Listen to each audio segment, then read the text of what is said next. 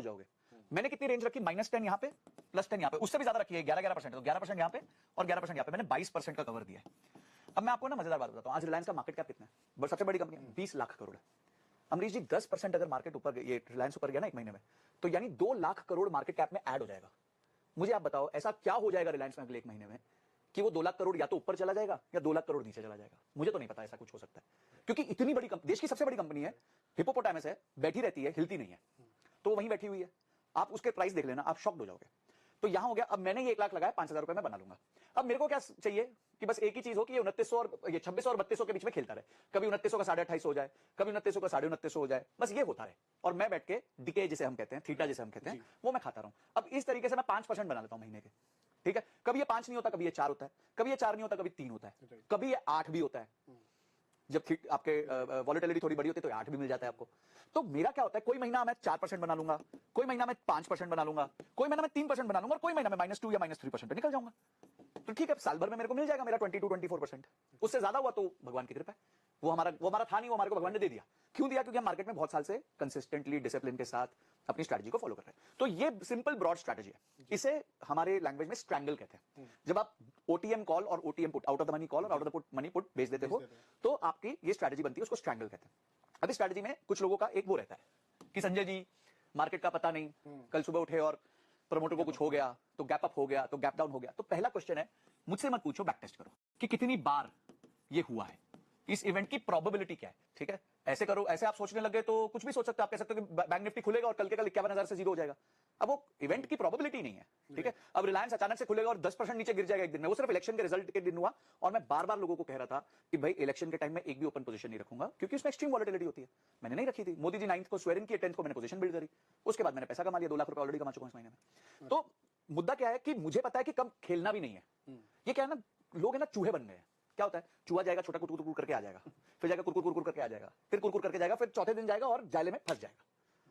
शेर क्या करता है, महीने में एक बार शिकार करेगा, शांति से पोजीशन लेके, एक बार हिरन को दबोचेगा, घर लेके जाएगा, और वो उसकी बीवी पूरा महीना उस हिरन को खाएंगे। तो अब आप डिसाइड कर लो, आप चूहा बनना चाहते हो या आप शेर बनना चाहते हो। क्योंकि चूहा तो आप किसी दिन तो उसके चक्कर में फंसने वाले हो, किसी दिन वो बड़ी कैंडल कर देगा, आपका स्टॉप लॉस हिट कर देगा और अचानक से वापस आ जाएगा। ये आपने भी देखा है। आप तो इतने ट्रेडर्स से मिलते हो, मैं तो बहुत कम ट्रेडर्स से मिला हूं, मैं तो अपनी छोटी मोटी इंटेलिजेंस यूज कर रहा हूं, पर आप इतने ट्रेडर्स से मिलते हो, आप देखते हो कि अचानक से कैंडल इतनी गिर गई, तो भाई ने स्टॉप लॉस यहां लगाया हुआ था, कट गया, पोजीशन खत्म, और अचानक से अगली कैंडल यहां चली गई, तो वो सर पकड़ के बैठा, यार काश मैंने स्टॉप लॉस ना लगाया होता।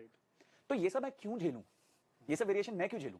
मेरा काम पैसिव इनकम बनाना है, मेरा काम एक्टिव ट्रेडिंग नहीं करना है, क्योंकि मैं जानता हूं एक्टिव ट्रेडर पैसा नहीं कमा सकता, रूल ऑफ द गेम है, पूरा odds are stacked against me. तो ये मेरा थॉट है। तो पहला क्वेश्चन है कि अगर आपको लगता है एक्सट्रीम सर्कमस्टेंस होगी तो आप बैक टेस्ट कर लो। अगर आप फिर भी कहते हो नहीं संजय जी हो ही जाएगा, किसी दिन उल्टा पुल्टा होना ही है, कोई प्रॉब्लम नहीं, आप स्ट्रैटेजी को थोड़ा सा चेंज कर लो और उसे आयरन कॉन्डोर में कंप्लीट डाल दो। तो आयरन कॉन्डोर में क्या होगा कि यही आपने क्या किया, 2900 पे आप खड़े हो, 3200 का आपने कॉल बेच दिया, 2600 का आपने पुट बेच दिया, पर अचानक से जब मार्केट नीचे जाए अपने आपको प्रोटेक्ट करने के लिए आपने 2500 या 2400 का यहां पे पुट खरीद लिया और यहां पे आपने 3400 का कॉल खरीद लिया। क्योंकि क्या होगा, अचानक से समझो मार्केट 2900 से 3100 हो गई आपके लॉजिक के हिसाब से, तो 3200 में तो आपको नुकसान हो रहा होगा, 3400 में आपको प्रॉफिट हो जाएगा, ठीक है। या फिर वाइसा वर्सा, यहां पे अचानक से 2900 से 2700 हो गई, तो ये वाले में तो नुकसान हो जाएगा, पर ये वाले में आपको फायदा हो जाएगा, तो आप बैलेंस हो जाओगे। इसे हम कहते हैं आयरन कॉन्डोर।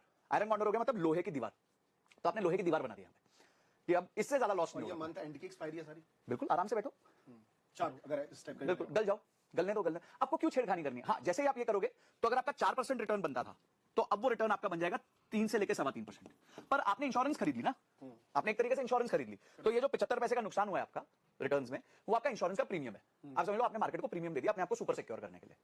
तो ये मेरी बेसिक स्ट्रैटेजी है, यही करता हूं मैं, और 5 या 6 स्टॉक्स में करता हूं, रिलायंस, टीसीएस, इन्फोसिस, कभी कभी एचडीएफसी अभी मैंने रिसेंटली देखा वॉलेटाइल हो गया, तो मैं एचडीएफसी से बाहर हो गया। क्यों? क्योंकि उनका मर्जर हुआ है, तो मर्जर को अभी 1 साल 1.5 साल आप देना चाहिए, लगेगा स्टेबलाइज होने को, ठीक है। तो एसबीआई कार्ड्स मैंने ढूंढा हुआ है, मेहनत करी थी, रिसर्च करी थी, तो मैंने देखा वो भी एक हिप्पोपोटामस है, हिलता ही नहीं है, ठीक है। उसके बाद यूनिलीवर हो गया, मारुति हो गया, नहीं हिलते भाई। मारुति 9 से 10,000 पहुंचने में उसको 3.5 साल लगे, अब 9 से 10,000 पहुंचने 3.5 साल लगे, 10 से 12,000 अभी पहुंचा, तो 12 से 16,000 थोड़ी पहुंच जाएगा, 12 से 13.5, 12 से 10.5। तो इसको हम करते हैं। अब आपके सामने मैं वो स्ट्रैटेजी मेरी लाइव पोजीशन से दिखाता हूं, और उसके बाद एक पोजीशन आपको जुलाई की लेके दिखाता हूं, क्योंकि आज हम खड़े हैं 25 जून को, तो अब ये वाली एक्सपायरी तो 27 जून को मर रही है, तो अभी कोई लेके फायदा नहीं, मैं आपको जुलाई की दिखा देता हूं, और एक मेरी लाइव पोजीशन दिखाता हूं ताकि आपको सेंस बन जाए कि मैं क्या कर रहा हूं। तो ये मेरी ओपन पोजीशन, ये मेरी लाइव ओपन पोजीशन है। तो अब आप देखिए 1580 का कॉल, मैंने अभी अभी ट्रेडिंग शुरू की थी, काफी लॉस हो गया, तब मैंने ईसीजी